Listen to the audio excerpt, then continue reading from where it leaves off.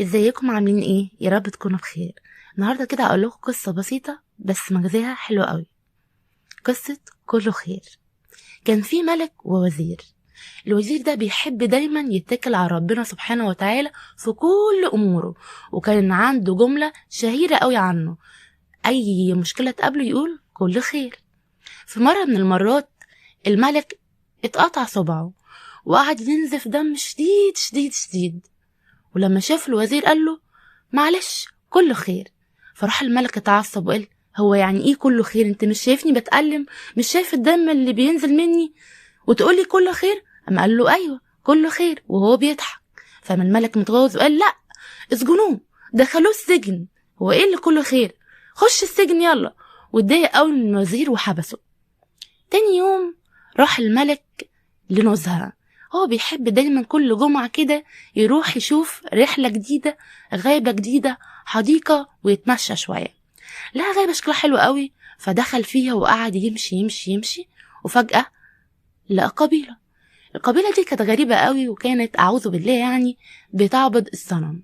وكان على حظه الجميل إن اليوم ده كان يوم عيد من إحدى الأصنام، فكانوا يعني عايزين يقدموا قربان للصنم ده.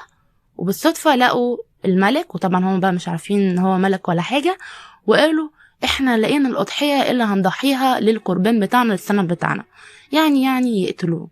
فخدوه وحطوه قدام الصنم. لكن رئيس القبيلة او الكبير بتاعهم يعني قال: ايه ده صبع مقطوع، ازاي نقدم أضحية فيها عيب للصنم بتاعنا؟ فطلع ان الجرح بتاعه خلاه هو اللي يتنقذ من الموقف ده، وافتكر على طول الجملة بتاعت الوزير كله خير. فطبعا قالوا لأ، ده مش أضحية كويسة، ورجعوه زي ما كان، وطلع يجري يجري يجري يجري الوزير واخرجه على طول من السجن، وقال له: يا وزير، طلع عندك حق، انا ما كنتش اعرف خالص ان هيحصل معايا كده، طلع عندك حق، جملتك في كله خير.